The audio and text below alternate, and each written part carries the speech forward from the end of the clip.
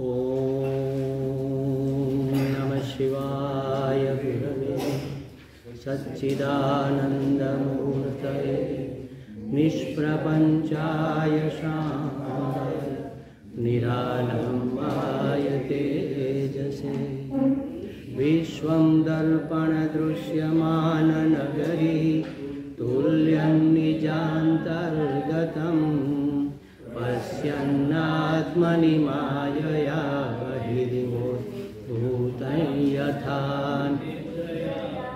यत्साक्षात् कुरुते प्रबोधसमये स्वात्मानमेवाद्वयं तस्मै श्रीगुरुमूर्तये नमः इदं श्रीदक्षिणामूर्तये जन्माद्यस्य यतोऽन्वयादितरतः सार्थेष्वभिघ्नस्वराट् तेने ब्रह्महृदाय आदिकवये मुह्यन्ति यत्सूरयः तेजो वारिमृदां यथा विनिमयो यत्र त्रिसर्गो मृषा धाम्ना स्वेन सदा निरस्तकुहकं सत्यं परं धीमहि सत्यं परं धीमहि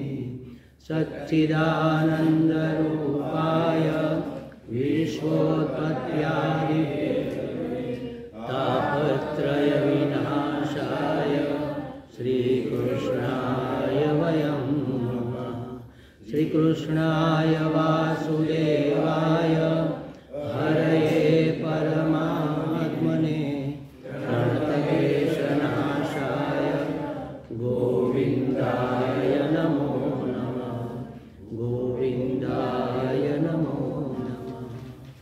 एक आमा भूल रही गई મને દરરોજ ખટકે છે, હું કહેતા ભૂલી જાઉં છું. વિશ્વમ દર્પણ દ્રશ્યમાન નગરીમાં ત્રીજી લીટીમાં યત સાક્ષાત છે ને એ તો ખોળો છે. હા બસ હલંત છે એટલું ખાલી કરવાનું છે. નીચે આમ આડો લીટો આપણી ગર્ભસ્તુતિનો પહેલો શ્લોક એટલે આમ 26મો એ હું બોલાવું છું. આપ બધા બોલો. સત્યવ્રત રાગ થઈ જાય. સત્યવ્રતમ સત્યપરમ ત્રિસત્યમ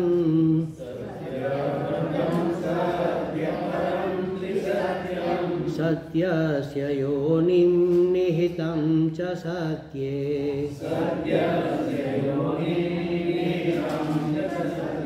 सत्यस्य सत्यमृतसत्यनेत्रं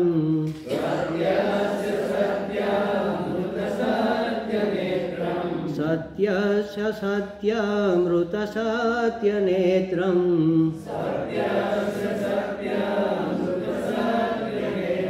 सत्यात्मकं त्वां शरणं प्रपन्ना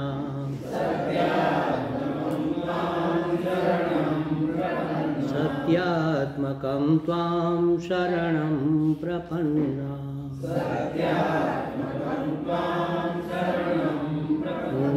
શું કહે છે? સુખદેવજી કહે છે કે હે ભગવાન, તમે બધા વ્યવહારિક સત્યનું પરમ સત્ય તમે છો. સત્યનું પણ સત્ય. તમે કેન ઉપનિષદ ભણ્યા હોય કે ક્યાંય વાંચ્યું હોય તો એમાં તમને પહેલો જ શ્લોક એવો મળશે કેને શિતમ પતતિ પ્રેષિતમ મનઃ. આ મન કોની પ્રેરણાથી વિષયોમાં ખાબકે છે. પતતિ એટલે ખરેખર તો ખાબકે છે, એમ જઈ જાય છે એવું નહીં, કારણ કે આપણા વશમાં હોય તો જાય ને. આ તો ખાબકે જ છે સીધું. એટલે એના જવાબમાં પછી ગુરુજી કહે છે એમને કે શ્રોત્રસ્ય શ્રોત્ર, કાનનો પણ કાન છે. મનસ્ય મનઃ, મનનો પણ મન છે. ચક્ષુર ચક્ષુ, આંખની પણ જે આંખ છે એની પ્રેરણાથી આ બધું થાય છે. હવે આંખની આંખ એટલે આ એક આંખની અંદર એની બીજી આંખ હશે એવું ખરું નહીં. એનો અર્થ એ કે આપણી જે ચક્ષુર ઇન્દ્રિયા છે, આમ જુઓ તો ખરેખર ત્રીજા સ્ટેજે આવ્યો. આ આંખ છે ને, આ તો આ ચશ્મા, આ તો આપણે ગણીએ જ નહીં, આ તો આપણું ઉત્પાદન છે. પણ આ આંખ છે ને એ એક જાતના ચશ્મા જ છે. એ ચક્ષુર ઇન્દ્રિયને જોવાના ચશ્મા છે. આ ગોલક છે, એને ગોલક કહે છે. ગોલક એટલે એમ સમજો ને કે બારી, વિન્ડો. આપણે બેંકે જઈને પૈસા લેવડ દેવડ કરવો હોય તો વિન્ડોથી કરીએ ને, એવી રીતે આ વ્યવહાર કરવા માટેના ગોલક છે. આ જેમ વ્યવહાર કરવા માટે હાથ પગ છે એમ આ જ્ઞાનેન્દ્રિયોના વ્યવહાર માટે છે. પણ એની જે ચક્ષુર ઇન્દ્રિય છે, જે કર્ણેન્દ્રિય છે, એ સૂક્ષ્મ છે, દૈવી છે ને આપણી ભીતર છે, એ અંદર રહેલી છે. અને એ જે તે ઇન્દ્રિયના અધિષ્ઠાતૃ દેવતાની ઉર્જાથી, એની પ્રેરણાથી કામ કરે છે. જેમ કે આંખ છે એ સૂર્ય દેવતાની પ્રેરણાથી કામ કરે છે. એટલે ઇન્દ્રિય, ચક્ષુર ઇન્દ્રિયના અધિષ્ઠાતૃ દેવતા કોણ? સૂર્ય ભગવાન. એટલે કોઈને માનો આંખની તકલીફ હોય, નજરની થોડી ઘણી, તો એણે આદિત્ય હૃદય સ્તોત્રનું પાઠ કરવો જોઈએ, ચાક્ષુષ ઉપનિષદનો પાઠ કરવો જોઈએ. તો એનાથી સારું થાય છે, ઘણાને સારું થાય છે. અને કદાચ માનો કે આપણા કર્મોમાં સારું થવાનું ન હોય તો અહીંયા અટકી જાય છે. ખરાબ થતાં થતાં આંખ જેટલે પહોંચી હોય ત્યાં અટકી જાય, એવું બનેલું છે ઘણી જગ્યાએ. એટલે કહેવાનો અર્થ એ છે કે આંખની પણ આંખ, એટલે આંખ એટલે ખરેખર તો આપણી ચક્ષુર ઇન્દ્રિયની વાત ચાલે છે. એ ઇન્દ્રિય જ જાય છે ને, આ તો એના એનક છે, ચશ્મા છે. તો એ ઇન્દ્રિય કોની પ્રેરણાથી જાય છે? ચક્ષુ એ સૂર્ય દેવતાની પ્રેરણાથી જાય છે. એમ પણ અહીંયા તો સૂર્ય દેવતાને પ્રેરક કોઈ છે, એમ મૂળ એની વાત છે. જે અનંત તત્વ છે, જે ચેતન તત્વ છે, પરમ ચૈતન્ય છે, એની જ પ્રેરણાથી બાકી બધું ચાલે છે. બધા દેવતાઓ, એટલે તો કહેવાય છે ને કે કેશવ એટલે કૃષ્ણ ભગવાન, એને કરેલા કોઈ પણ ભગવાનને કરેલા પ્રણામ અંતે કેશવ સુધી પહોંચે છે. એવું સંસ્કૃતમાં એનું વાક્ય છે કે બધા નારાયણને પહોંચે. એમ તમે ગમે ત્યાં કરો, જેવી રીતે માનો કે વડાપ્રધાન હોય, એની નીચે પછી બધી કેબિનો હોય, કેબિનેટ. કોઈ ઉર્જા મંત્રી હોય ને, કોઈ રક્ષા મંત્રી હોય ને, કોઈ પછી કૃષિ મંત્રી હોય ને, કાંઈ પણ હોય. અંતે તો વડાપ્રધાનની સત્તાથી જ એ લોકો સત્તાવાન છે ને, એણે જ નિમેલા છે. એ કહી દે કાલથી તમે કૃષિ પ્રધાન નથી, કાલથી મુનેજી કૃષિ પ્રધાન, તો બદલી જાય, બાજી બદલી જાય આખી. કારણ કે સત્તાઓની સત્તાથી બધું સત્તાવાન છે. તો એ પરમ આત્મા, હવે પરમનો અર્થ સમજાશે. પરમ એટલે એની અંદર બધા એના વશમાં, એની અંદરમાં આવી જાય, એનાથી મહાન બીજું કાંઈ નહીં. એ પરમ, એ અનંત ચૈતન્ય સર્વરૂપે બનેલો છે. સત્ય છે સત્ય, એ બધા જ સત્યોનું સત્ય એ છે. આપણે એમ કે કરે તમને શું ખબર, હું તો સાચું જ બોલું છું, પણ મારા સાચાનું પણ સાચું તો એ જ છે. એટલે એ તો આપણું સાચું કેમ સાચું ન કહેવાય? કારણ કે જેમાં સર્વનું હિત હોય એ સાચું છે. હું કહું એ સાચું છે એવું નહીં. ભલે ને મેં જોયું હોય કે મેં આ ભાઈને જોયા, ફલાણા ભાઈનું પેટ કાપતા હતા, એના પેટમાં છરો મારી દીધો, સાચું જ છે ને. આપણે જોયું કે આ ભાઈએ પેલા ભાઈના પેટમાં આમ છરો મારીને આખું પેટ ચીરી નાખ્યું, પણ સત્ય શું છે કે એ ડૉક્ટર છે, એને ઓપરેશન થિયેટર ઉપર મેં જોયા હતા. તો સત્યનું સત્ય શું છે? ખરેખર એમાં એનું હિત છે. તો જે હિતકારી છે, અને પરમાત્મા તો અનંત કૃપાળુ છે. એને અમારા સ્વામીજી તો એવું કે આપણો ભગવાન એવો છે ને, ઠોઠ નિશાળીઓ, કે એને કૃપા કરવા સિવાય બીજું કંઈ આવડતું જ નથી. અને કૃપા કરવા કરતાં એ કૃપા સ્વરૂપ જ છે. હવે જુઓ, કૃપા કરવી અને કૃપા સ્વરૂપ હોવામાં શું ફેર છે? આપણે એમ કહીએ ને સૂર્યનો પ્રકાશ, એ આપણે બોલવા ખાતર બોલીએ, બરાબર છે. ખરેખર સૂર્યનો પ્રકાશ નથી, સૂર્ય પોતે પ્રકાશ સ્વરૂપ જ છે. અહીંયા સૂર્ય નામની બીજી કોઈ વસ્તુ નથી, એક પ્રકાશનો પુંજ. એને આપણે ગોળોય ન કહીએ, ગોળો કહીએ તો આપણને આમ નક્કર મગજમાં આવે. પ્રકાશ પુંજ, એનું નામ આપણે સૂર્ય કીધું. સૂર્યના કિરણો, કિરણો નહીં, પ્રકાશ રૂપે જ સૂર્ય વ્યાપ્ત છે. એને જ આપણે કિરણો કહીએ છીએ, સૂર્ય કહીએ છીએ. એ બધું એ સૂર્ય પ્રકાશ સ્વરૂપ જ છે. એવી રીતે પરમાત્મા છે એ કેવો છે? અનુગ્રહ સ્વરૂપ જ છે, કૃપા સ્વરૂપ જ છે. એને બીજું આવડતું જ નથી, તો કૃપા સિવાય કરે શું? અને છતાંય આપણે શું કહીએ, ભગવાન હમણાં તો અમારે ખેદે પડી ગયો છે, ઘરમાં કોઈને હરખું નથી. બધાને હરખું હોય તો ખેદે ન પડ્યો કહેવાય. આપણે જે ઈચ્છીએ, આપણું જે મન માને, તો જ ભગવાનની કૃપા. આપણને દેખાય કેટલું, અહીંથી આપણને કેટલું દેખાય? આ હોલની 4 દિવાલો સુધી. અને મહારાજ કદાચ ત્યાં બેઠા છે, પાછળ જુઓ બારીએથી થોડું બહાર દેખાય. પણ અગાસી ઉપર ચડી ગયા હોય તો આખું ફળિયું દેખાય, આજુબાજુનો બધો વિસ્તાર દેખાય, પણ તોય ભાવનગર આખું ન દેખાય ને. પણ હેલિકોપ્ટરમાં જાય તો આખું ભાવનગર દેખાય કે નહીં? તો આ તો સૌથી ઉત્કૃષ્ટ પરમાત્મા, તો સૌથી એને તો ક્યાંય સુધી દેખાતો છે ને. બધાનું હિત કેમાં છે એ થતું હશે ને. એટલે જ આપણે કાલે જે ગુરુ ચાવી આપી હતી કે બરાબર બધાએ યાદ રાખવી જોઈએ, અને દરરોજ સવાર સાંજ 5-5, 10-10 વાર બોલવું જોઈએ. તો આપણી બધી સમસ્યાઓનું સમાધાન થઈ જાય. જો है जहाँ है जैसा है योग्य है, क्योंकि परमात्मा ने लिया हुआ वेश है. जो हो रहा है, जहाँ हो रहा है, जैसा हो रहा है, ठीक हो रहा है, क्योंकि परमात्मा की योजना है અને પરમાત્માની યોજના કોઈ દિવસ અકલ્યાણકારી હોય જ નહીં, કારણ કે એને અકલ્યાણ કરતાં આવડતું નથી ને, એને ખાલી કલ્યાણ કરતાં જ આવડે છે. એટલે એની યોજના જે હશે એ કલ્યાણકારી જ હશે. એમાં કોનું કલ્યાણ એ જોવો નથી, સમગ્રનું કલ્યાણ. ખાલી મારું કલ્યાણ ન થાય તેમ કે આ યોજના બરોબર નથી ભગવાનની, મારું નહીં, મારી પાછળ બીજા કેટલા બધાનું હિત થતું હોય ને. આ સૃષ્ટિમાં એક કવિએ લખેલું છે કે મનુષ્ય એક જ નથી, પશુ છે, પક્ષી છે, ઝાડપાન, વનસ્પતિ, બધું જ છે. બધાનું હિત જોવાનું હોય ભગવાનને. તો એટલે સૌનું જેમાં કલ્યાણ હોય એમાં આપણું પણ હોય જ, ભલે અત્યારે ન દેખાતું હોય. તો આવો પરમાત્મા કેવી રીતે બધાનું કલ્યાણ કરે? હું મારું અહિત કરું? ન કરું ને. તો બધું જ પરમાત્મા બનેલો છે તો એ પોતાનું અહિત કરે? બધું જ પોતે બનેલો છે, એટલે અભિન્ન નિમિત્ત ઉપાદાન કારણ રૂપે પરમાત્મા બનેલો છે. બનનાર પણ એ જ છે અને બનાવનાર પણ એ જ છે, બીજું છે જ નહીં. આપણું જે શાસ્ત્ર છે એ અદ્વૈત વેદાંત છે, બીજું જ સ્વીકારતું નથી. કારણ કે બીજું જ્યાં છે ને, દ્વિતીય દ્વયમ ભયમ ભવતી, બીજું હોય અહીંયા ભય હોય જ. અને ગીતાજીમાં જ્ઞાનની સ્થિતિને કહે છે અભયમ પ્રતિષ્ઠા. અભયમાં પ્રતિષ્ઠિત થવું એનું નામ જ્ઞાન. મને કોઈનો ભય ન રહે. કોઈનો ભય ક્યારે ન રહે? કોઈ ન રહે ત્યારે ને. કોઈ રહે જ નહીં તો કોનો ભય? કોઈક હોય તો ભય. ભય એટલે આપણને આમ ડર લાગે એને જ ભય, એવું નહીં. સંકોચ થાય. આપણે બેઠકમાં બેઠા હોય તો થોડા સંકોચિત હોઈએ ને, બાથરૂમમાં હોય ત્યારે કોઈ ન હોય ને, આપણે એકલા ટેસ્ટથી ગીત ગાતા હોય, ભલે ને ગર્ધબ રાગ હાલતો હોય, પણ એકદમ બિંદાસ હોય, ત્યાં કોઈ નથી. અહીંયા ભલે ઘરના તો ઘરના પણ છે તો ખરા ને, પતિ પત્નીને સાવ અંગત એકબીજાથી બધો પરિચય હોય, તો છતાંય કાંઈક બાકી હોય કે જે એને ન જણાવવું જોઈએ. એમ મારી નબળાઈ કે મારો વીક પોઈન્ટ છે, એટલું તો હોય જ કે આટલું આ ખબર પડી જાય મારું ખરાબ દેખાશે, એટલું તો ભય રહે ને. એમ એટલે એ પ્રકારનો ભય. એમ જરાય સંકોચ જ ન રહે. એવું ક્યારે થાય?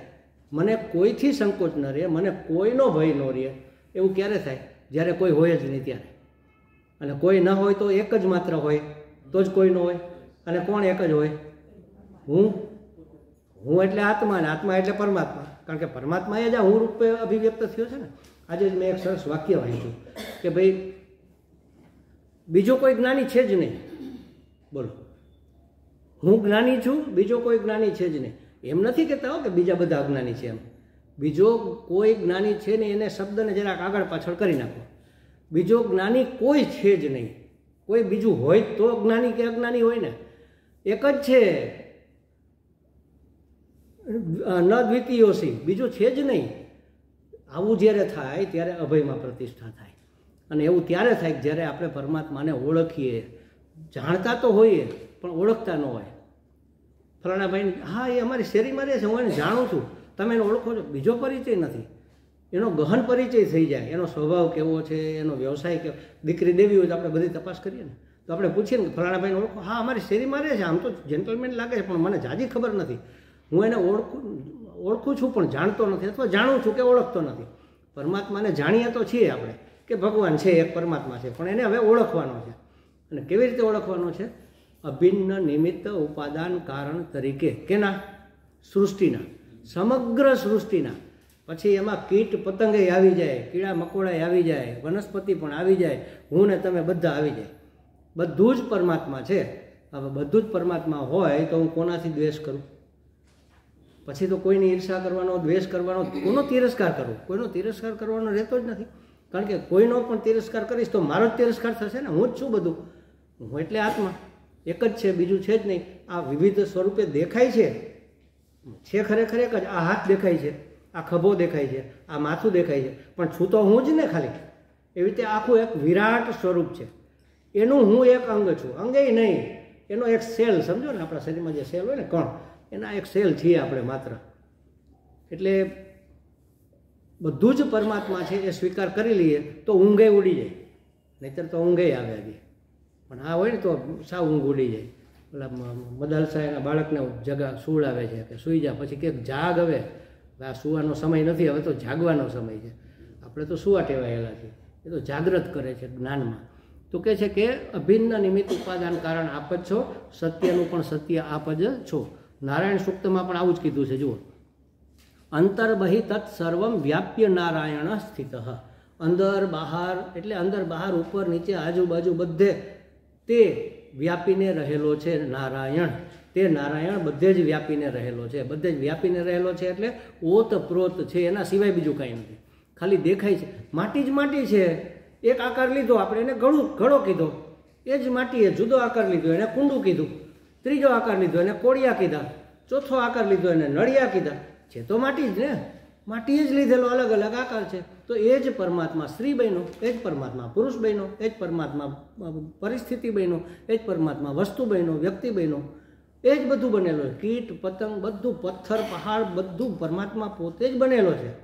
આપણે એમ થાય કે હવે એ તો નિર્જીવ હોય, તો આપણા નખ નિર્જીવ નથી, આપણા વાળ નિર્જીવ નથી, છે જ ને. સજીવ નિર્જીવ જેવું કશું છે જ નહીં. નિર્જીવમાં પણ ચેતન તો છે જ, અભિવ્યક્તિ નથી એની. કારણ કે એની પાસે સ્વચ્છ અભિવ્યક્તિનું માધ્યમ નથી, જેને આપણે અંતઃકરણ કહીએ છીએ. એમાં અંતઃકરણ હોત ને તો એ બોલતો થઈ જાત. જાળવામાં છે જીવ, પણ જાળવું બોલી શકતો નથી. મર્યાદિત કળામાં પરમાત્મા એમાં અભિવ્યક્ત થયો છે. અને આપણી અંદર ઘણી બધી કળાઓમાં અભિવ્યક્ત થયો છે. પથ્થર વગેરેમાં એક જ કળા હોય, પછી એનાથી થોડું આગળ વધીએ એટલે ઝાડ છોડ ને એમાં થોડી વધારે કળાઓ હોય.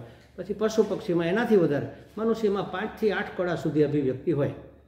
અને 8 થી ઉપર જાય એટલે પછી વિભૂતિ કહેવાય. અને 10 થી ઉપર જાય તો એ અવતાર હોય. 10 કે 10 થી ઉપર એ અવતાર કહેવાય. અને કૃષ્ણ ભગવાન 16 કળા, બધી જ કળાઓ લઈને આવેલા. એટલે એ 16 કળા એ ખીલે છે. જુઓ, બધા જ જીવનના તમામ પાસાઓને એનું ચરિત્ર સ્પર્શ કરે.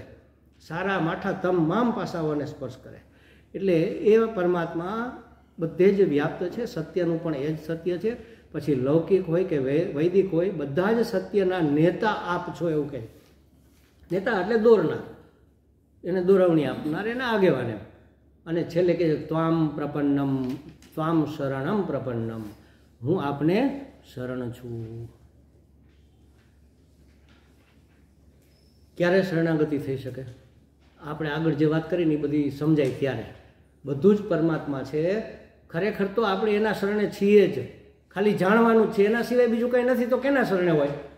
એના જ આધારે, એના જ ઓલામાં છીએ આપણે, એની અંદર જ રહેલા છીએ. ખાલી જાણતા નથી, બસ એટલું.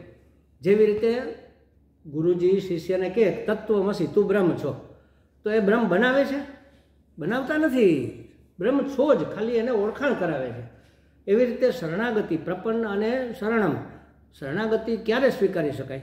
જ્યારે સ્વીકારવાની છે જ નહીં, ખાલી જાણવાનું છે કે હું એના જ ખોળામાં છું. બધું જ એ હોય તો હું એનાથી બહાર ક્યાં હોય? આપણે એના જ ખોળામાં રમીએ છીએ. ખાલી આટલું જાણી લઈએ તો શરણાગતિ થઈ ગઈ. માના ખોળામાં બાળકો તેને કાંઈ ચિંતા હોય? શેરીમાં રમતો હોય, કૂતરું પાછળ દોડે એટલે હળી કાઢીને ક્યાં જાય? માના ખોળામાં ઘૂસી જાય. હવે સલામત. હવે માં જાણે ને કૂતરું જાણે. એવી રીતે આપણે જો ભગવાનના જ ખોળામાં હોય તો ગમે એ પરિસ્થિતિ હોય ને, હવે એ જાણે ને એનું કામ જાણે. અમારે અહીંયા એટલે ખાસ કરીને હું એવું કહું છું, ઘણી વખત આમ કોઈના જીવનનો કંઈક હોય ને તો કે સ્વામી તમને એની ખબર છે? મને એ કે એ લોઢું જાણે લુહાર જાણે, આપણે એમાં પડવાનું નહીં. એ એનું કામ કરે. એમ ભગવાનને કહી દે ભાઈ તું જાણે, તારું કામ જાણે, અમે કાંઈ ચિંતા કરવાના નથી. તારે દુઃખી કરવો હોય તો તને છૂટ, સુખી કરવું હોય તો તને છૂટ. તારા છીએ, જેવા છીએ એવા, આવા ને આવા તારા છીએ. હવે સુધારો કરવો હોય તો તું કર, અમે આડા નહીં આવે. બસ આપણે ખાલી આટલું જ કરવાનું છે. એને જે કરે એ કરવા દેવાનું છે. આપણે આડા નથી આવવાનું. બસ આપણી દાંડાઈ છોડી દેવાની. આટલું કરીએ ને એટલે બધું સીધું સટ જ છે. જીવનમાં એ જ વસ્તુ આપણને નડે છે. ભગવાન તો બધું સરખું કરવા માંગે, પણ આપણે કરવા દઈએ તો ને. એટલે આપણે સીધા થઈ જઈએ, થોડાક ભલા થઈ જાય ને એટલે આપણે સ્વામીજી કહેતા ને ભલું કરો ને ભલા બનો. જે કરીએ એ ભલું કરવાનું, પોતાએ ભલા બનવાનું. ભલા બનવાનું એટલે ઈશ્વરની યોજના પ્રમાણે થવા દેવાનું. એમાં આડાઈ નહીં કરવાની. પછી વાંકા હાલીએ, આમ ફરીને ઊભા રહીએ, પછી બધું બગડે. પછી ભગવાનનો વાક કાઢીએ કે એણે મારું કંઈ કર્યું નહીં. એટલે કહે છે કે શરણમ પ્રપન્ન, ત્વામ શરણમ પ્રપન્ન. એટલે શરણાગતિ અને પ્રપન્નતા એ બંનેનું આપણે બંનેનો સ્વીકાર કરી શકીએ. આગળના શ્લોકમાં કહે છે, હું બોલાવું છું, આપ બોલો. એકાયનો સૌ દ્વિફલ ત્રિમૂલ, એકાયનો સૌ દ્વિફલ ત્રિમૂલ, ચતુરસ પંચવિધ ષડાત્મા, સપ્તત્વગષ્ટ વિટપો નવાક્ષો,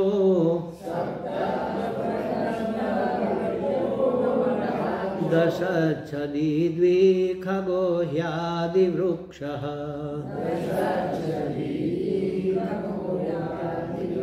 જો આ સંસારને વૃક્ષની ઉપમા આપી છે. ગીતાજીમાં કીધું છે ને, ગીતાજીમાં એ વૃક્ષની ઉપમા આપી છે. અને કઠોપનિષદમાં મને એમ છે એમાં રથની ઉપમા આપી છે. બીજે કોઈ એક ઉપનિષદમાં છે ત્યાં પણ વૃક્ષની ઉપમા આપી છે. અને શું કહે છે ગીતાજીમાં? ઉર્ધ્વ મૂળ અધર શાખ, એવું કહે છે કે આ વૃક્ષ એવું છે જેના મૂળ ઉપર છે અને ડાળીઓ નીચે છે. એટલે આપણે આમ ઊંધું વિચારીએ કે મૂળ જાણે કે ઊંધું છે એમ. અહીંયા મૂળ એટલે મૂળિયા નહીં, મૂળ એટલે મૂળભૂત તત્વ. એ સૌથી ઉત્કૃષ્ટ છે. ઉર્ધ્વ એટલે ઉપર નહીં, ઉત્કૃષ્ટ છે. હવે જો અહીંયા બે થિયરી છે, એમાં એક આપણી વેદાંતની આપણી શાસ્ત્ર થિયરી છે અને બીજી ડાર્વિનની થિયરી છે. ડાર્વિન શું કહે છે કે પેલા જંતુ હતા, એક ઇન્દ્રિય જંતુ થયા ને પછી 2 ઇન્દ્રિયવાળા અમીબા થયા ને એમાંથી કરતાં કરતાં વાંદરા થયા ને ચિમ્પાજી થયા ને વાંદરામાંથી પછી માણસ બન્યા. અને માણસ સુસંસ્કૃત થતાં થતાં જંગલીમાંથી સંસ્કૃત બન્યા, વ્યવસ્થિત બન્યા, સમજદાર બન્યા, સમાજની વ્યવસ્થા થઈ અને આપણો આ રીતે વિકાસ થયો. આવું ડાર્વિન કહે છે અને આપણે સ્વીકારીએ છીએ. અને આપણું વેદાંત શાસ્ત્ર, આપણું તમામ શાસ્ત્ર એનાથી ઊંધું કહે છે. એટલે ખરેખર એ સવળું છે, આ ઊંધું છે. ઉત્કૃષ્ટ મૂળ છે, સૌથી પરમાત્મા પોતે જ છે તો એનાથી ઉત્કૃષ્ટ બીજું શું હોય? એ પરમાત્મા પોતે શુદ્ધ સ્વરૂપે રહેલો પરમાત્મા, આત્મ સ્વરૂપે રહેલો પરમાત્મા. તસ્માત આત્મન આકાશ સંભૂત. એ થોડોક ઘનીભૂત થઈ ગયો અને આકાશ બન્યો તો એક ડગલું નીચે આવ્યો ને. આકાશાદ વાયુ, વળી એક ડગલું નીચે આવ્યું. એટલે ધીમે ધીમે આપણે છે ને પ્રગતિ કરવા માટે ઉર્ધ્વ ગતિ કરવાની છે, ભગવાન સુધી પહોંચવાનું છે. પાછા હટીને પૃથ્વી અન્નનું બનેલું શરીર એનો નિરાકરણ કરીને આપણે જળ છીએ. પૃથ્વીમાંથી જળ, જળમાંથી અગ્નિ, અગ્નિમાંથી વાયુ, વાયુમાંથી આકાશ, આકાશમાંથી આત્મા સુધી આપણે નિષેધ કરતાં કરતાં પહોંચવાનું. એટલે આકાશ તત્વ પહેલું પરમાત્માનું અભિવ્યક્ત સ્વરૂપ. એ રીતે ધીમે ધીમે અત્યારે આપણે આટલા બગડી ગયા છીએ. ટૂંકમાં પરમાત્મા શુદ્ધ સાત્વિક હતા, એમાંથી બગડતા બગડતા બગડતા અહીંયા સુધી પહોંચ્યા. હવે સુધરવું હોય શું કરવાનું? પાછું વળવું પડે ને. એટલે આવૃત ચક્ષુ, એવું કઠોપનિષદમાં કીધું. આવૃત ચક્ષુ એટલે આપણી દ્રષ્ટિ તો બહાર જ જાય છે ને, એને અંદર વાળવાની કે ખરેખર હું કોણ છું. જો વૈજ્ઞાનિકોએ ખૂબ શોધ કરી, ભલે હજી વિકાસ ગમે એટલો કરે, એ પરમાત્મા સુધી પહોંચી નથી શકવાના. કારણ કે આમ જોવે છે, તું તું તું. શાસ્ત્ર આમ જોવે છે કે હું. શોધ કરનાર કોણ છે? જેની શોધ કરો છે તો સમજ્યા ચાલો કે આ સફરજન છે, પણ એ સફરજન છે એ ગુરુત્વાકર્ષણ માટે ઉપરથી નીચે પડ્યું, એ જાણનાર કોણ છે? એ જાણનારને આપણે ઓળખવાનો છે. અને એ તો હું છું. હું એટલે આત્મા છે અને આત્મા તો પરમાત્મા છે. ઉર્ધ્વ મૂળ, સૌથી ઉત્કૃષ્ટ, એ મૂળ સ્વરૂપમાં રહેલો. મૂળ એટલે મૂળિયા નહીં, એ મૂળ તત્વ સ્વરૂપે રહેલો છે. તો કહે છે કે અહીંયા એ કેવું વૃક્ષ છે? સનાતન વૃક્ષ છે. સનાતન એટલે પહેલાં હતું એનું એ જ છે, પણ હવે ધીમે ધીમે ધીમે ઝાડ પછી નાનું હોય ત્યારે કૂણું હોય, પછી મોટું થાય, પછી ગઈઢું થઈ જાય ને. તો આપણે હવે આપણે એવો વિકાર આપણો થઈ ગયો છે. હવે ફરીથી બીજ વાવીને પાછું નવો છોડ ઉત્પન્ન કરવાનો. એટલે રિવર્સ પ્રોસેસ એમ પાછી.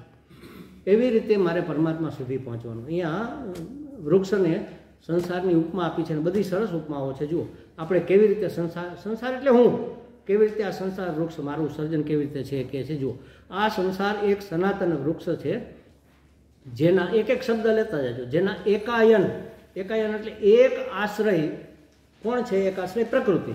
પ્રકૃતિમાંથી આ બધું પેદા થયું. પ્રકૃતિ, મૂળ પ્રકૃતિ એમ. એક આશ્રય છે પ્રકૃતિ. અને એના દ્વિફલ, એના 2 ફળ છે. કયા 2 ફળ છે? સુખ અને દુઃખ. કાંઈ પણ તમે કરો તમને પરિણામ મળશે, ફળ મળશે. શું મળશે? કાં સુખ મળશે ને કાં દુઃખ મળશે. ત્રીજું કોઈ ફળ જ નથી. મારા કોઈ પણ કર્મનું ફળ શું આવે? કાં સુખ આવે કાં દુઃખ આવે. આ 2 જ ફળ છે. તો આ સંસાર વૃક્ષના 2 જ ફળ છે, સુખ અને દુઃખ. અને એમાં તકલીફ પાછી એ છે કે દુઃખ સુખનું રૂપ લઈને આવે છે. એટલે ખરેખર તો દુઃખ જ દુઃખ છે. સુખ પ્રાપ્ત કરવું હોય તો માની લો કે મારે સુવિધામાં આપણે સુખ માનતા હોય કે બહુ ગરમી છે અને હવે આપણે આ રૂમમાં એક એસી ફિટ કરાવવું છે. મહારાજે તો પહેલેથી કરાવેલું સારું છે. તો હવે એના માટે શું કરવું પડે? એસી લેવા જવું પડે ને. લેવું હોય તો શું કરવું પડે? પૈસા જોઈએ ને. તો પૈસા કમાવા પડે ને. કમાવા માટે શું કરવું પડે? પરિશ્રમ, મહેનત કરવી પડે. સાંજે 2 છેડા ભેગા ન થતા હોય એમાં એસી 40-50 હજારનું કેવી રીતે લેવું? કેટલી કરકસર કરવી પડે. જીવનના બધા જ ખૂણાઓને ગોળ કરવા પડે. કે હવે આજે આ ચલાવી લો ને કાંઈ વાંધો નહીં, ટાયર નથી બદલાવું, 2 વખત પંચર કરાવી લેશું. બધા ખૂણા ગોળ કરી નાખવા પડે. આ શર્ટ હવે ઘસાઈ ગયું, કાંઈ વાંધો નહીં, હજી 6 મહિના ચાલી જશે, રહેવા દો ને પછી લેશું. પહેલાં એસીની વ્યવસ્થા કરો, થોડીક બચત કરો. આજે બહાર દર રવિવારે બહાર જતા હોય, હમણાં આ મહિનો છે ને બહાર નહીં જવાનું, ઘરે બનાવી નાખો સેન્ડવિચ. અમારે એક રમાબેન હતા, કોઈ પણ મહેમાન આવે ને ફિક્સ સેન્ડવિચ, ફિક્સ. એની ઘરે મહેમાન આવે એટલે અમારા મકાનમાં ભાડે રહેતા, એટલે એની ઘરે મહેમાન આવે ને એટલે બા સમજી જાય, એક જણાનું જમવાનું ઓછું બનાવે. કેમ આજે? તો કે આજે સેન્ડવિચ આવવાની છે, ફિક્સ જ હોય એમ. એટલે જો એસી લેવું હોય તો આપણે અમુક વસ્તુ ખૂણા ગોળ કરી નાખવા પડે. તો એમાં સુખ કે દુઃખ? મન મારીને કરીએ ને કે આજે બહાર જમવા નથી જવું, આજે નવો શર્ટ નથી લેવો, ટ્યુબ ટાયર નથી બદલાવા, હજી હલાવવા છે. તો દુઃખથી આપણે સુખની પ્રાપ્તિ, એને પ્રાપ્ત કરવામાં સુખ, પ્રાપ્ત કર્યા પછી એની જાળવણીમાં દુઃખ, જાળવણીમાં પાછું લાઇટ બિલ આવે એ ભરવામાં એમાં દુઃખ, એમાં કાંઈ રિપેરિંગ આવે કે ખરાબ થઈ જાય તો એની બીક, એનુંય દુઃખ. અને ધીમે ધીમે એ જૂનું તો થવાનું જ છે, ઘસાઈને નષ્ટ થઈ જાય તો એનું દુઃખ. આમાં સુખ ક્યાં છે? જો તમે કોઈ પણ સુખ, આપણે એસીનું ઉદાહરણ લીધું, તમે કોઈ પણ સુખ ગણી લો કે ચાલો મારે આ સુખ પ્રાપ્ત કરવું છે, તો એની પ્રાપ્તિમાં દુઃખ, એને પ્રાપ્ત કર્યા પછી એને ભોગવવામાં દુઃખ, ભોગવીને જાળવવામાં દુઃખ, અને નષ્ટ ન થઈ જાય, ચોરાઈ ન જાય, લૂંટાઈ ન જાય, તૂટી ન જાય, કોઈ ઉછીનું માગી ન જાય, આ બધાય દુઃખ.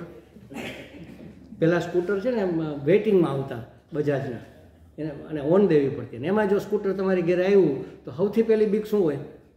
કે પાડોશી માગે નહીં તો સારું. અને પાડોશી તો ન માગે, એમાં છોકરાના મામા ઘેરે આવે, ધ્રાસકો પડી જાય, કારણ કે શાળો છે, હવે એને તો ના પડાય નહીં, ના પડે તો સાંજે ખીચડી ધૂણાઈ જાય. બહુ તકલીફ હતી એ વખતે. હવે તો ભગવાને બધાને બધી બહુ સુવિધાઓ કરી દીધી છે, હવે કોઈ માગતું નથી. હવે ગાડી ક્યારેક વળી કોક માગે છે, બાકી ગાડી લગભગ કોઈ માગતું નથી. એટલે દુઃખ ખરેખર તો દુઃખ જ દુઃખ છે, સુખ છે જ નહીં. આ સંસાર, જો અહીંયા પાછળ હું જ્યાંથી આવું છું એ પુસ્તકાલય છે. પુસ્તકાલયમાંથી શું મળે? પુસ્તકો મળે. પછી ઔષધાલયમાંથી શું મળે?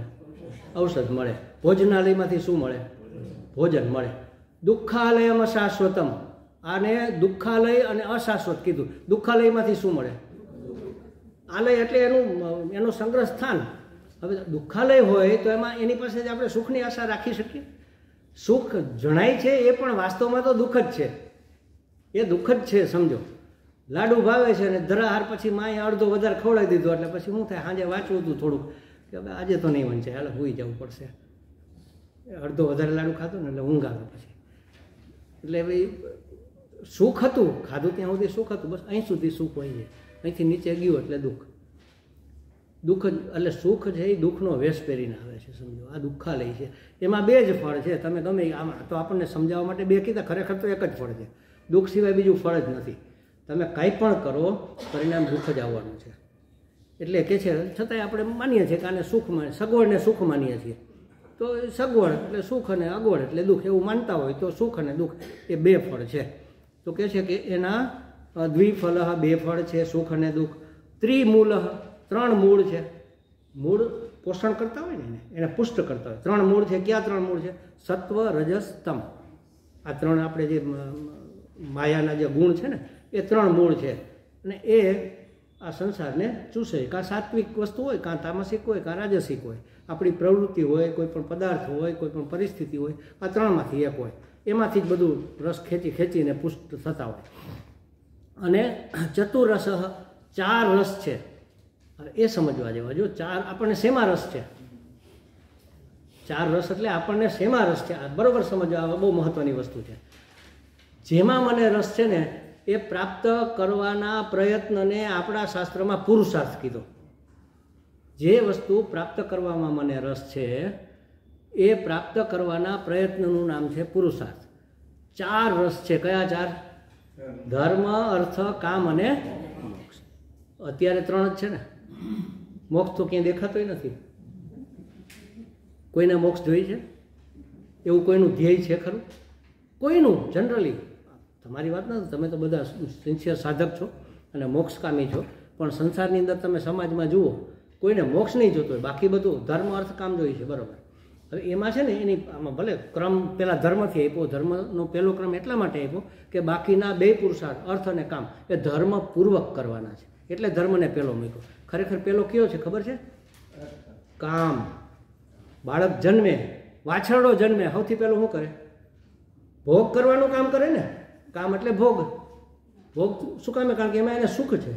તરત વાછરડું જન્મે એટલે આચરણને પકડે અને મંડે પચ ચાવવા માટે. બાળક મનુષ્ય જન્મે તો પણ મનુષ્ય બાળક પણ પહેલાં માને ધાવવાનું શરૂ કરે ને, એટલે સૌથી પહેલાં ભોગથી શરૂઆત થાય. જોજો, એટલે કામ છે એ પહેલો પુરુષાર્થ. ને એમાં શું કરવાનું છે? લેના હી લેના, બસ ખાલી, બીજું કાંઈ નહીં. લેના હી લેના, જોઈએ છે, ચાહીએ. અત્યારે આપણી અંદર એક ચકલી બોલે જ છે કન્ટિન્યુ, ચાહીએ ચાહીએ ચાહીએ ચાહીએ ચાહીએ. અનુકૂળતા જોઈએ, વ્યવસ્થિત ખુરશી જોઈએ.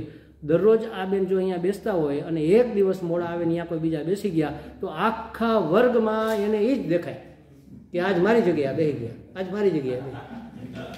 8 દિવસે જ આપણે બેસતા હોય તોય મારું થઈ ગયું. જો આ માયાનો પ્રભાવ છે, આ માયાનો. માયા પાછળના દરવાજાથી ઘૂસી જતી હોય છે, ખ્યાલ આવ્યો? એટલે કામ પુરુષાર્થ માત્ર લેના હી લેના, ચાહીએ ચાહીએ. આપણી અંદર એક ચકલી બોલે જ રાખે, જોઈએ છે જોઈએ છે જોઈએ છે, કમ્ફર્ટ જોઈએ છે, સુખ જોઈએ છે, સંબંધ જોઈએ છે, માન જોઈએ છે, પદ જોઈએ છે, પ્રતિષ્ઠા જોઈએ છે, તંદુરસ્તી જોઈએ છે, દીર્ઘ આયુષ્ય. હું નથી જોતું કયો મને? ખાલી મોક્ષ સિવાય બાકી બધું જોઈએ છે.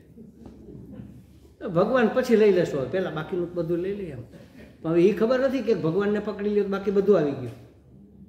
એક ખાટલાનો પાયો ખેંચીએ તો બાકીના 3ને ખેંચવા પડે, આવી જ જાય. મોક્ષને ખેંચો એટલે બાકી ધર્મ અર્થ કામ એની મેળાએ તમારે જરૂરિયાત પૂરતા આવી જાય. કારણ કે એ તો કર્મના ફળ છે ને. અર્થ અને કામ કર્મનું ફળ છે, ધર્મ અને મોક્ષ પુરુષાર્થનું ફળ છે. એટલે શું સમજ્યા તમે? કર્મનું ફળ છે એટલે પૂર્વના જન્મોમાં આપણે જે કામા કર્યા છે એના ફળ રૂપે આપણને અર્થ એટલે કે પૈસો અને પરિસ્થિતિ પ્રાપ્ત થશે. કામ એટલે બધા ભોગ અને અનુકૂળતા પ્રાપ્ત થશે પૂર્વના કર્મો પ્રમાણે. આપણે એમ થાય કે નાના સ્વામીજી એવું નથી, અમે તો કેટલી ભાવનગરમાં આવ્યા, ઉઘાડે પગે આવ્યા હતા. સ્વામીજી તમને ખબર નથી અમે કેટલી મહેનત કરી, જુઓ અત્યારે કરોડપતિ છીએ. શું કરો છો? તો કે કારખાના છે અમારા, કારખાના હાલે છે. અચ્છા, તમારો હિસાબ કિતાબ કોણ રાખે? તો કે મહેતાજી. તો એ મહેતાજી કેમ તમારે શું કામ કરવું પડે? તમારામાં જો બુદ્ધિ જ હતી તો મહેતાજીને શું કામ પૂછો કે આ ટેક્સ ક્યાંથી બચે? એમ બુદ્ધિ ભલે એનામાં છે પણ મહેનત અમારી વધારે છે. તો તમારો ઓલો રેકડી હલાવે છે, જે ભાઈ રેકડું હલાવે છે મજૂર, એને તો પરસે વળે, તમને વળે છે? મહેનત તો એ જાજી કરે છે. ન કરવું એનો અર્થ એવો નથી, કરવું જ પડે. થાળીમાં પડેલી રોટલી ઉડીને મોઢામાં ન આવે, પણ થાળીમાં આવવા માટે તમારા કર્મમાં હોવી જોઈએ, નહીંતર હાથમાં આવેલો કોળિયો મોઢે નથી પહોંચતો.